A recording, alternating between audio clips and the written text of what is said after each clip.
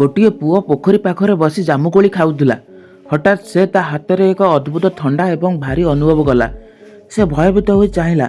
ତା ଆଙ୍ଗୁଠି ଗୁଡ଼ିକ ଧୀରେ ଧୀରେ ଜାମୁକୋଳିରେ ପରିଣତ ହେଉଥିଲା। କିଛି ମୁହୂର୍ତ୍ତ ମଧ୍ୟରେ ତା ଚର୍ମ ବାଇଗଣୀ ହୋଇଗଲା ଏବଂ ତାର ଶରୀର କାଠ ପରି କଠିନ ହୋଇଗଲା। ସେ ଚିତ୍କାର କରିବାକୁ ଚାହୁଁଥିଲା, କିନ୍ତୁ ଶବ୍ଦ ବଦଳରେ କେବଳ ପତ୍ରର ଶବ୍ଦ ବାହାରିଲା। ତାର ହୃଦୟ ଧଡ଼ଧଡ଼ ହେଉଥିଲା। ସେ ଏବେ ବି ବଞ୍ଚିଥିଲା। ଭୟଭୀତ ହୋଇ ସେ ଗାଁକୁ ଦୌଡ଼ିବାକୁ ଲାଗିଲା। ସେ ରାସ୍ତାରେ ପ୍ରବେଶ କରିବା ମାତ୍ରେ ଯେଉଁଠାରେ ସେ ପାଦ ଦେଲା, ଜାମୁକୋଳି ଗଛଗୁଡ଼ିକ ସ୍ୱତଃସ୍ଫୂର୍ତ୍ତ ଭାବରେ ଗଜା ହେବାକୁ ଲାଗିଲା। କିଛି ମିନିଟ୍ ମଧ୍ୟରେ ସମଗ୍ର ଗାଁ ଜଙ୍ଗଲ ପରି ଦେଖାଗଲା।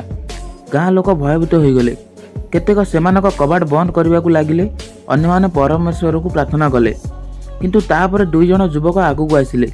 ଜଣେ ରବି ଥିଲେ, ଯେ ଟ୍ରାକ୍ଟର ଚଲାଉଥିଲେ, ଏବଂ ଅନ୍ୟ ଜଣେ ମୋହନ, ଗାଁର ପୂର୍ବତନ କମ୍ପାଉଣ୍ଡର।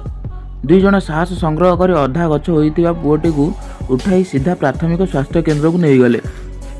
ଡାକ୍ତର ସାଇରା ସେଠାରେ ଉପସ୍ଥିତ ଥିଲେ। ପ୍ରଥମେ ଏସବୁ ଦେଖି ତାଙ୍କ ମୁହଁ ଫିକା ପଡ଼ିଗଲା, କିନ୍ତୁ ପରେ ସେ ଏକ ଗଭୀର ନିଶ୍ୱାସ ନେଲେ। ଡାକ୍ତର ସାଇରା ମନେ ପକାଇଲେ, ସେ ଥରେ ଏକ ପୁରୁଣା ପୁସ୍ତକରେ ପଢ଼ିଥିଲେ ଯେ ଯାଦୁ ବିସ୍ତାର କରୁଥିବା ଫଳର ମୂଳକୁ ନଷ୍ଟ କରିବାକୁ ପଡ଼ିବ। ସେ ବାହାରକୁ ଯାଇ ଗୋଟିଏ ଜାମୁକୋଳି ଛିଣ୍ଡାଇଲେ ଏବଂ ଯେଉଁଠାରେ ଗଛଗୁଡ଼ିଏ ସର୍ବାଧିକ ଥିଲା ସେହି ଅଞ୍ଚଳକୁ ଗଲେ। ଚିନ୍ତା କରି ସେ ସେଠାରେ ନିଆଁ ଜଳାଇଲେ। ଗଛଗୁଡ଼ିଏ ଜଳିଗଲା। ବାୟୁରେ ଏକ ନୀଳ ଆଭା ବ୍ୟାପିଗଲା। କିଛି ସମୟ ମଧ୍ୟରେ ଗଛଗୁଡ଼ିକ ପାଉଁଶ ହୋଇଗଲା ଏବଂ ଷ୍ଟ୍ରେଚରରେ ଶୋଇଥିବା ପୁଅଟି ଆସ୍ତେ ଆସ୍ତେ ପୁଣି ମଣିଷ ହୋଇଗଲା। ସମସ୍ତେ ଆଶ୍ୱସ୍ତିର ନିଶ୍ୱାସ ନେଲେ। ଗ୍ରାମ ରକ୍ଷା ପାଇଲା, ଏକ ଜୀବନ ରକ୍ଷା ପାଇଲା।